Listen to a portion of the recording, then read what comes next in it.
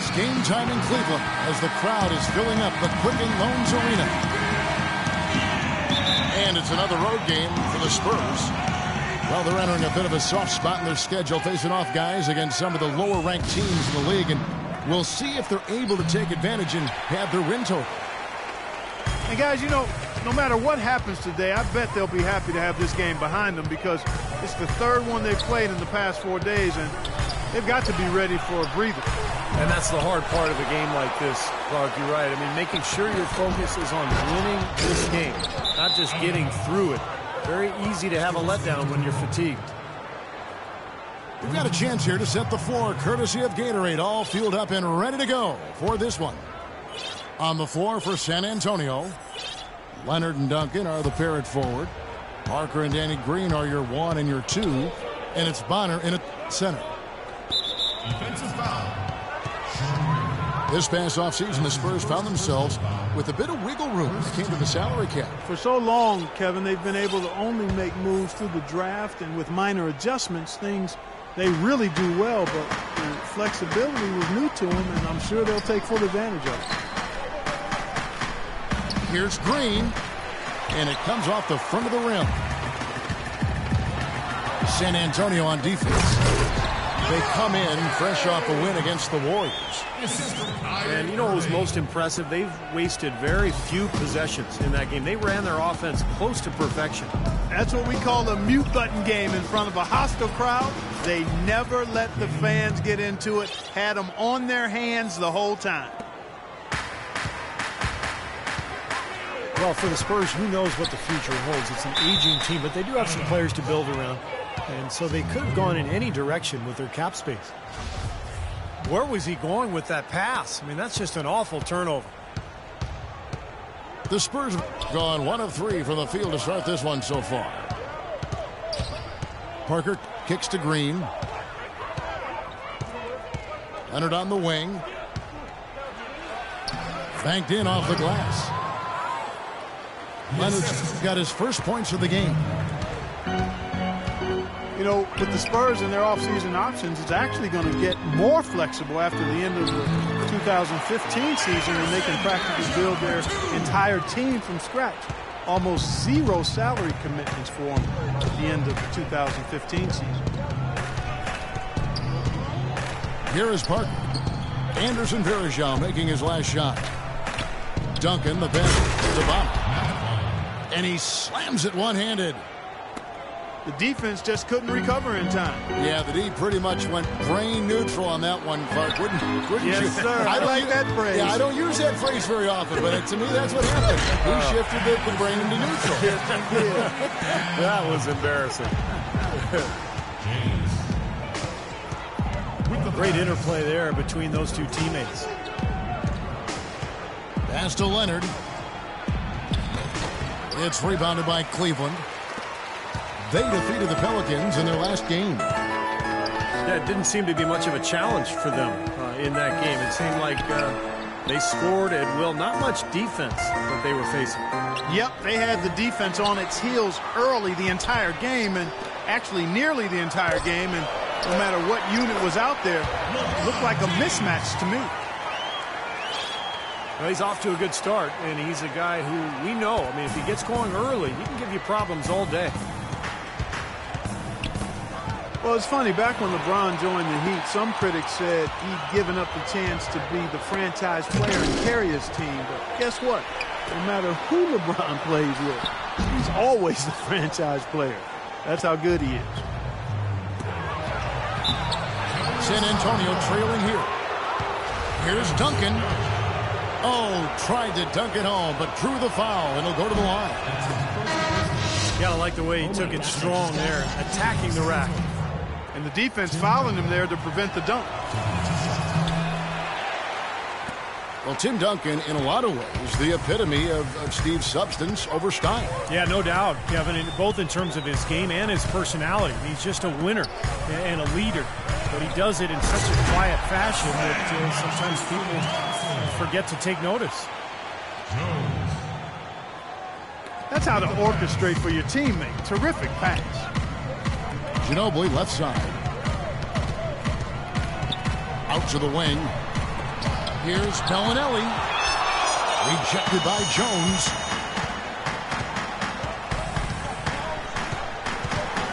On the wing, Miller.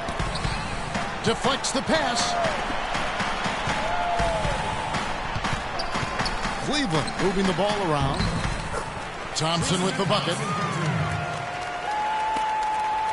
And when I think about Duncan's leadership, man, I could go on and on. I don't even know if I have enough time, but one of the things that stands out is he's never put himself above his teammates or the staff, and he allows himself to be coached extremely hard by Greg Popovich. He's relentless, dedicated, and in many ways he can lead without saying a word. 6 seconds separating the shot and game clocks. It's Miller on the wing. To the wing right side.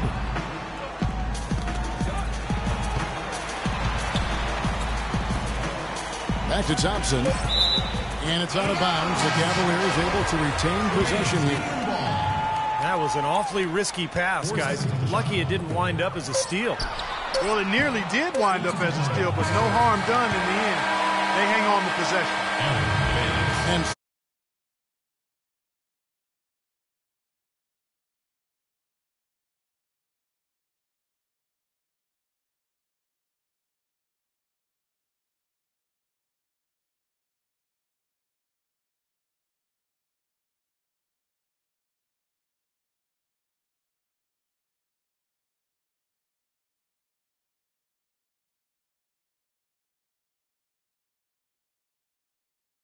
a decent number of assists so far for him.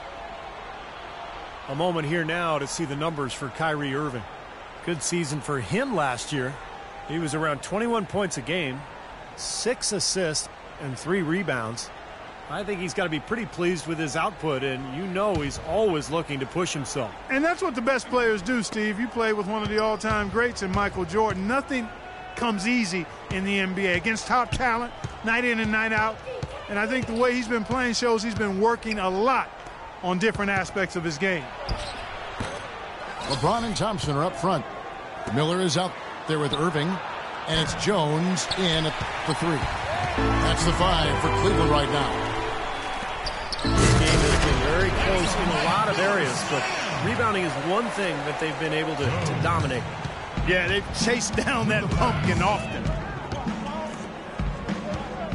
Cavs tried to make a push for the playoffs last season, in a way going against the grain, but instead a disappointing season when it was all over. The coach and front office questioning the team's effort level. Let's check out what Doris Burke has for us. Well, Kevin, after a heartbreaking 2013 finals loss, the Spurs entered last season with tremendous motivation. Manu Ginobili said, "We felt guilty. We had the trophy, and it slipped away." Coach Popovich said not a day went by without thinking of Game 6. But they bounced back to win it all, and as the confetti fell, Duncan said, "It makes last year okay." Guys? Yep, it all worked out. Thanks, Doris. Well, the Cavs did make some big changes from last season, and they shouldn't have a problem staying motivated, putting in the effort this year. Well, you know, Kevin, last year they were a very young group and didn't have the vet presence they might have needed. And with LeBron coming in, they've got brilliance in every category, leadership and play. He's got the clout of his championship rings. The whole mindset of the team is about to go to a very different and high level. That ties it up. Stupendous. I love that word. Save that one. The word and the jam. I want to see it again. Just beautiful. You can't top that. I love the alley-oop play. So much fun to watch. Here's Baines. Green dishes to Bond. And it's San Antonio with another. Even though it went down, I don't think that's the kind of look they should be settling for. Timeout is called. First of the game for the Cavaliers. You know, the Spurs, because of their way of conducting business and their low-key personality, have never really been ratings darlings for the NBA, despite being considered and respected as a model franchise in the league. The team's color of silver and black, I think, fits their style. It's not really flashy or gaudy, but it does point out their business-like approach and how precise they play and how much they win. Boris Diaz checked in for San Antonio. LeBron kicks to Thompson. Here's Varejao, and that one's good. He was the first one to react to that miss. Excellent anticipation on his part. A hustle play on the putback by him. Cleveland shooting their first free throw tonight. And you look at the numbers from a year ago, guys. This is a club that hit about 75% of its free throw. And you look at the Spurs' lack of branding, if you will. It starts from the top down, from Coach Popovich to Tim Duncan. They don't court media attention. They're close to the vest. All business, all about winning. The Cavaliers leading. Cannot hit. And it's the Spurs taking it the other way. This their first chance this season playing the Cavaliers. Well, here in the second, not as listless. They're showing some signs of life offensively. Well, great sign, because after that poor first quarter, now they're playing better offensively and they have the lead. James misses. That's terrific defense right there to prevent from converting in close. They get it again. LeBron with the block. They recover it. The Cavaliers have gone only 2 of 7 from the field since the second quarter got underway. And the foul called on Daniel Green. That is his first foul of the game. Second team foul. Love's check in for the Cavaliers. San Antonio on defense. And now they decide to foul intentionally. I'm not sure what he was thinking about there. That's a strange foul. Who knows? Maybe he just wanted to take a break for a minute. Irving passes to Love. Good, and the assist goes to Irving. Irving's got 3 assists in the game. Wow, this has been a thriller. I mean, the way these teams are battling, just going back and forth. Would you like to bet that this game may end on a buzzer beater? How much would you bet? Manu Ginobili, he's checked in for San Antonio. Joseph comes in for Parker. Anderson Varejao, a quality defensive center. Great rebounder, moves his feet well, anticipates, plays with a ton of energy, and he's one of those irritants. He gets under a lot of guys' skin. The pass to James. And another 3 for Cleveland. The rapid-fire threes coming from everywhere. I thought it might be a little imprudent to try to get those points right back, but it worked. Foul call that time on the way up. That'll give him 2 chances at the free throw line here. Well, Kawhi Leonard drafted 15th overall back in 2011. The pick acquired from the Indiana Pacers in a trade for George Hill. And you know, at the time, Manu Ginobili said that he really didn't agree with the trade, made him angry. He had a real strong relationship with George Hill and liked his game. I'm sure a lot of Spurs fans felt the same way, but even as Hill remains a heck of a player, the Spurs fans have to be happy. As a matter of fact, they are ecstatic with what Kawhi Leonard has been able to do and what he looks like he's going to do for many years to come. It was a slow start for him, but he started to take off since we hit the second quarter, guys. And it's slammed in by Varejao. It has been nip and tuck through the first half. No kidding. I mean, neither team has been able to hold the lead for any length of time, guys. Steve, so close. Oh, my goodness. What a huge play. Talk about putting something extra on it.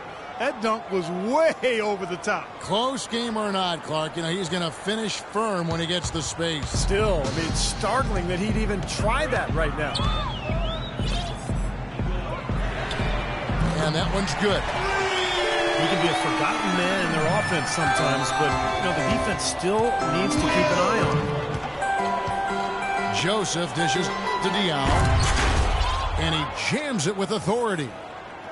Stupendous rush to the rim and a mighty slam on the end of it. But through the teeth of some pretty soft D, I can't help but say that. Well, let's see how that impacts things here, because those kinds of plays sometimes can be game changers on both sides. San Antonio's gone 3 of 6 tonight when they've let it fly from downtown. Kicks it out to Leonard.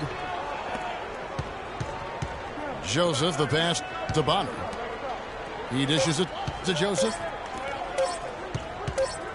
It could go. And no good trying to get that one. And we're through 2 here and a good one. Cleveland ahead, up by 2. And we'll see you back here.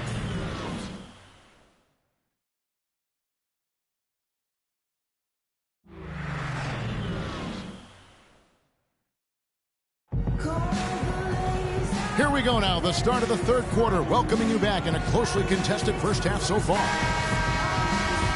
It's been quite a game for Anderson Varejao. Pretty much all throughout that first half, he was just taking care of business down low. In fact, he had several dunks. Well, Steve, there's been no defensive effort or resistance down low when he gets the ball in scoring position. That's why he's making it look so easy. Here's who Greg Popovich is starting in the second half. Green teams with Leonard on the wings. Duncan is out there with Bonner. And it's Parker in at point guard. Free throw, good, Varejao. Well, Anderson Varejao staying relatively healthy last season. That's to say he only missed 17 games. And that's a far cry from his previous 3 seasons where he played a total of just 81 games. That is not enough coverage. Got to do better than that defensively. Basically no coverage. I mean, defense did not look very good there. That one goes. Count it. And that's 11 points for LeBron. Well, you love to get those easy lay-ins to get your offense going. They're clicking here to start the second half. And Varejao, Steve, has shown flashes of all-star caliber production at the center position. It's been his injuries that have really held him back. Yeah, it's good to see him able to remain on the court for most of the season. I mean, tough year for the Cavs last year record-wise, but Varejao, for him, a step in the right direction health-wise. Love kicks to Irving. From deep. Green with the rebound. Spurs trail by 4. Leonard attacking. And it's good on the assist by Parker. And that's 13 points for Kawhi Leonard. Boy, that was a thing of beauty by Parker. And the Cavaliers call time here. Kawhi Leonard has been talked about and mentioned as the future of this San Antonio Spurs team. 23 years old is all he is, and already a great defender and a much improved shooter from his days at San Diego State.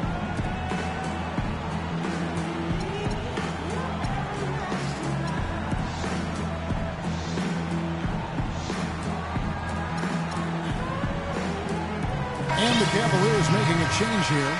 Thompson's checked in. Bellinelli, he's checked in for the Spurs. Kevin, I've got a chance now to look at where the Cavaliers ranked in the NBA last season. 10th in lowest turnovers per game. 11th in rebounding. As for three-point shooting, not a strong point for them. Top 20 in the league. They've got room for improvement in that area. I think the most impressive aspect of their team last year, Clark, was the few turnovers that they committed. In the top 10 in the league in terms of fewest turnovers per game. And that boded well for them. Anytime they took care of the basketball, they were extremely difficult to beat. That became a big part of their identity. Let's check out what Doris Burke has for us. 2 shots. Well, gentlemen, Tim Duncan's such a huge part of this Spurs team on and off the court. As Coach Pop put it, he's a consummate pro. He takes great pride in fulfilling his responsibility to his teammates. He feels it very strongly. He sets the tone for the whole team. He's done it from the beginning, and people fall in line. Kevin, what a luxury. A great player and great leader. Thanks, Doris. And for Kawhi Leonard, we know about his defense, but you think, Steve, he can become a go-to offensive player? Well, he's going to need to, Kevin, when Parker, Ginobili, and Duncan move on. This is going to be Kawhi Leonard's team. And I thought what was interesting was the Spurs gave him more of a burden last year offensively. They started to give him more and Miller looks isolation-wise down on the block, and he's developed at a beautiful rate. He's coming into his own. Man, he got fancy with that one, didn't he? Yeah, maybe trying to give them the momentum boost they need to break this game open. Man, I like that. I mean, some coaches might want to see just a sure-handed lay-in, but I say put as much as you can on the finish and get your teammates going. The Cavaliers leading by 4. Love with the screen for Irving. Here's LeBron. An amazing finish with a hand right in his face. James has got 15 points.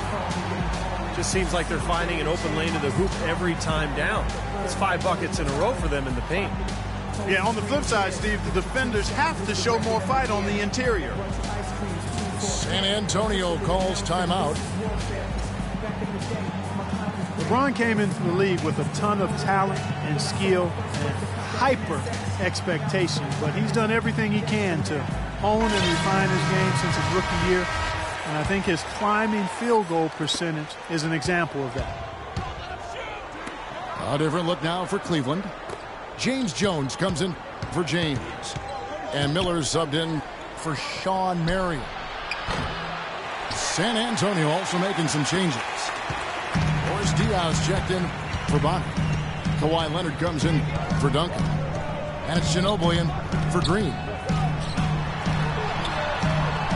And you look at his efficiency down low. LeBron has come a long way, Steve, from his rookie season when he shot just over 41%. Well, it makes sense, Kevin. I mean, the post game is sort of the hardest thing to learn in the NBA, especially for a guy who didn't go to college. So LeBron has put in the time. He's become very efficient down on the block, and that allows him to space the floor around LeBron, which is just a nightmare to guard. And excellent interior defense there. Good rotations. No doubt about it, Steve. He's a real presence inside. Takes up a lot of space. And it's going to be out of bounds. The Spurs will take it. You always want a player to have his head up and to be surveying the court, but not if that's going to be the result.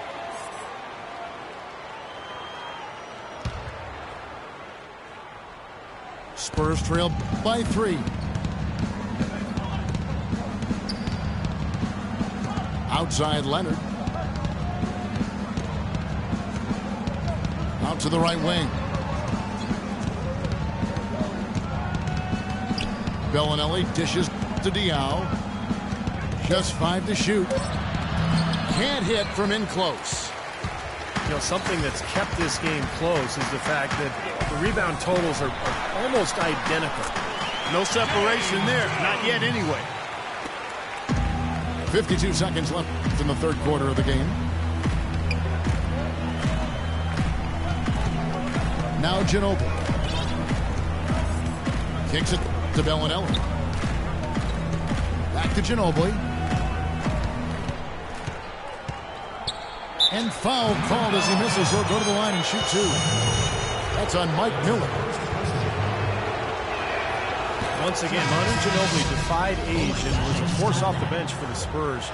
Just when you thought he was slowing down, he seemed to find new ways to score and contribute. Here's what San Antonio's going with right now. Baines is checked in, and it's Joseph in for Parker. It's 9 seconds separating the shot clock and game clock. Love kicks to Irving. And here's Miller outside. They get it again. Outside Irving. For the 3. Here's Baines. No good.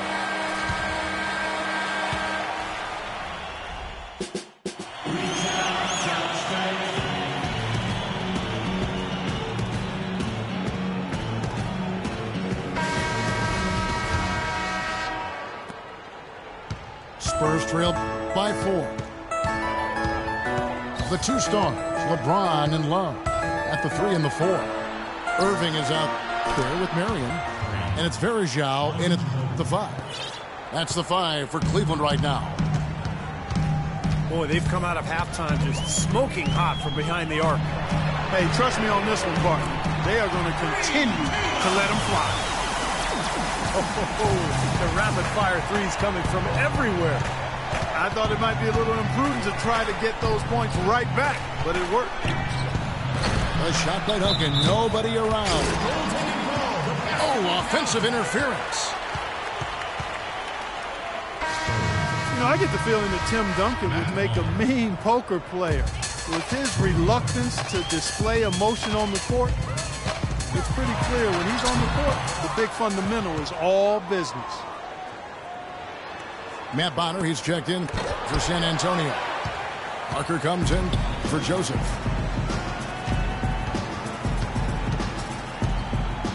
Moving against Green.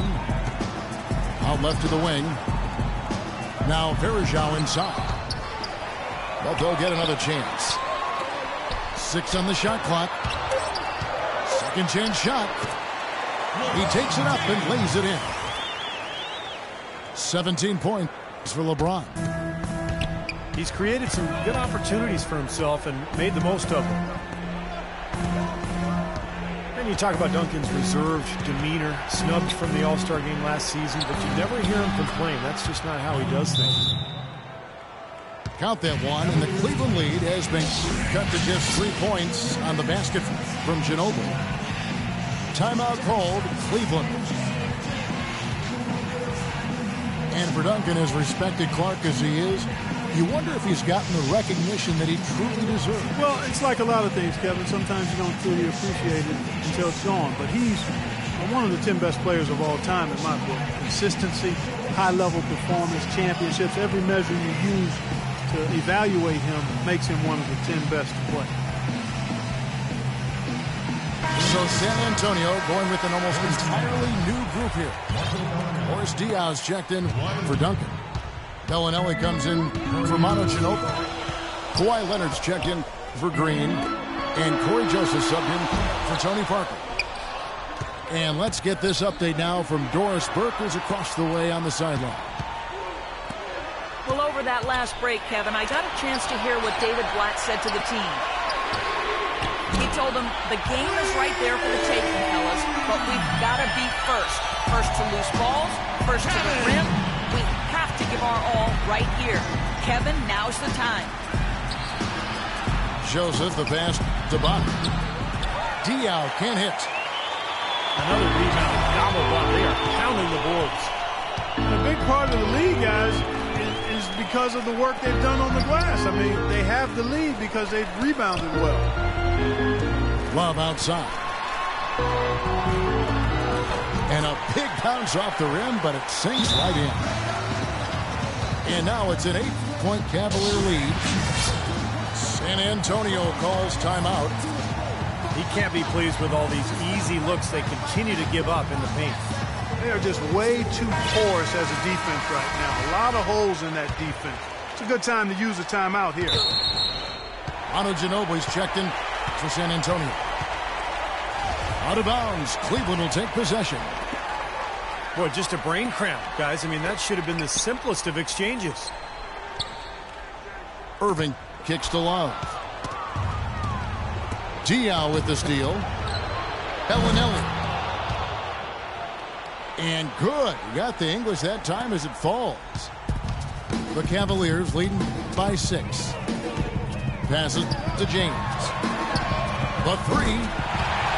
Yes, and it's Irving picking up the assist. And that's now 20 points for LeBron. San Antonio's gone 2 or 3 in the fourth quarter from long range. Good shooting so far. They get the rebound. Bonner kicks to Bellinelli. LeBron with the block. Cashes in for a double-digit lead. LeBron's got 7 points here in this quarter. And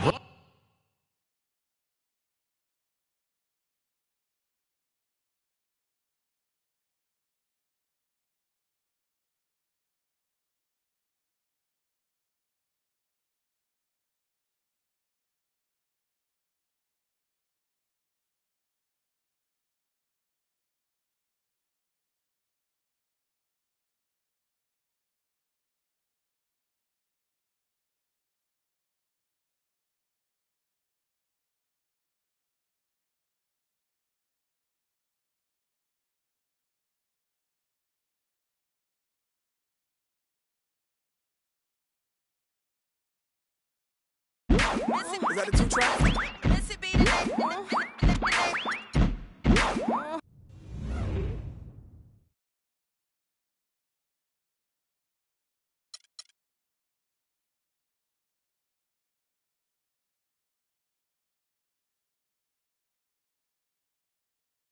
One or two speakers, top model diva, but my name not Eva. Yeah, I bring fever, rocking classic Adidas. I'm straight off the heater, ripping needles off the meter.